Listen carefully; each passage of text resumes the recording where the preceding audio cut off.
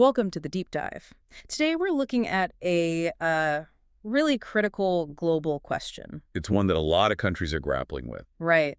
Why, after investing so much time and money, do many nations still struggle to get military personnel back into the civilian workforce successfully? It's a great area for comparative research. We've dug into models from 4 key countries: the U.S., South Korea, Australia, and France. And our mission here is to really pull apart the key differences. Exactly. How they support veterans, how they subsidize things, or, how much they just rely on the open market. And crucially, where it all seems to break down. Okay, so let's start with what you're calling the big incentive models. That's the U.S. and South Korea, right? They lead with some major financial and legal backing. They really do. The U.S. approach, well, it's defined by massive financial carrots. Huge ones. We're talking about things like up to full tuition for public universities. And right after service, they offer unemployment benefits for up to 36 weeks. And for the employers themselves, I see here they can get tax credits, pretty significant ones, up to $9,600 for hiring certain veterans. Yeah, specifically long-term unemployed or injured veterans. But is that really enough? I mean, does that truly overcome any hesitation an employer might have? The sources suggest it's a necessary piece of the puzzle, but maybe not always sufficient on its own. It's meant to be a serious financial lure. A lure to bridge that gap. Right. But the employer still has to value the veteran's actual skill set. And that's where South Korea offers a really interesting contrast. It's fascinating. South Korea seems to take the direct financial part off the table and focuses more on, what, structural assurance, skill matching? Exactly that. Yeah. For anyone who serves over 10 years, there's a legal guarantee of reemployment.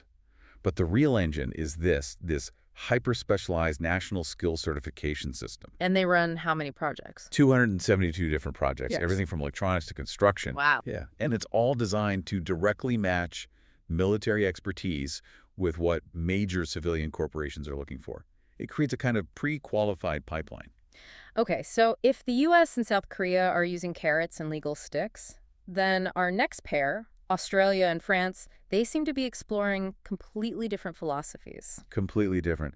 Australia embraces, well, the purest free market idea in this entire study. What does that mean in practice? It means they've made a deliberate choice.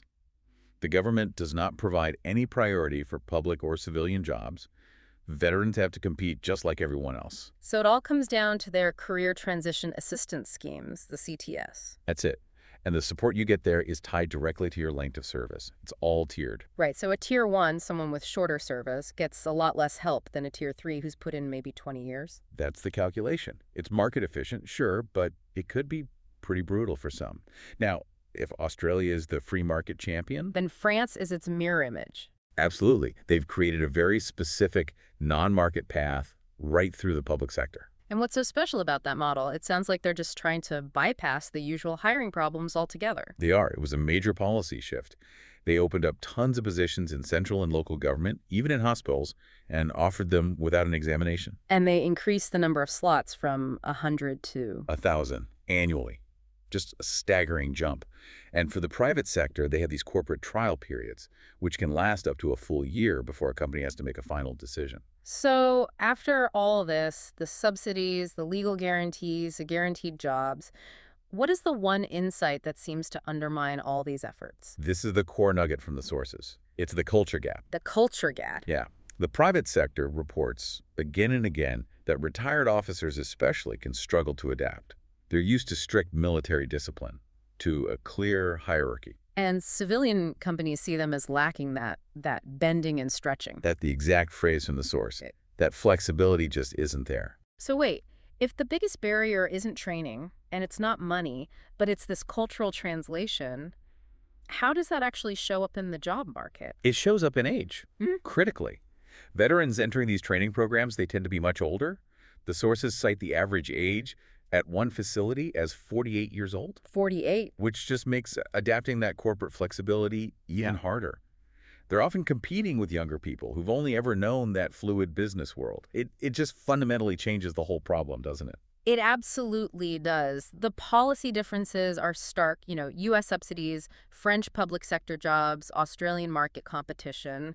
but they almost seem minor compared to this one cultural challenge. At the end of the day, the problem is still about translating military value discipline, leadership, all that technical training into a language the civilian market really trusts.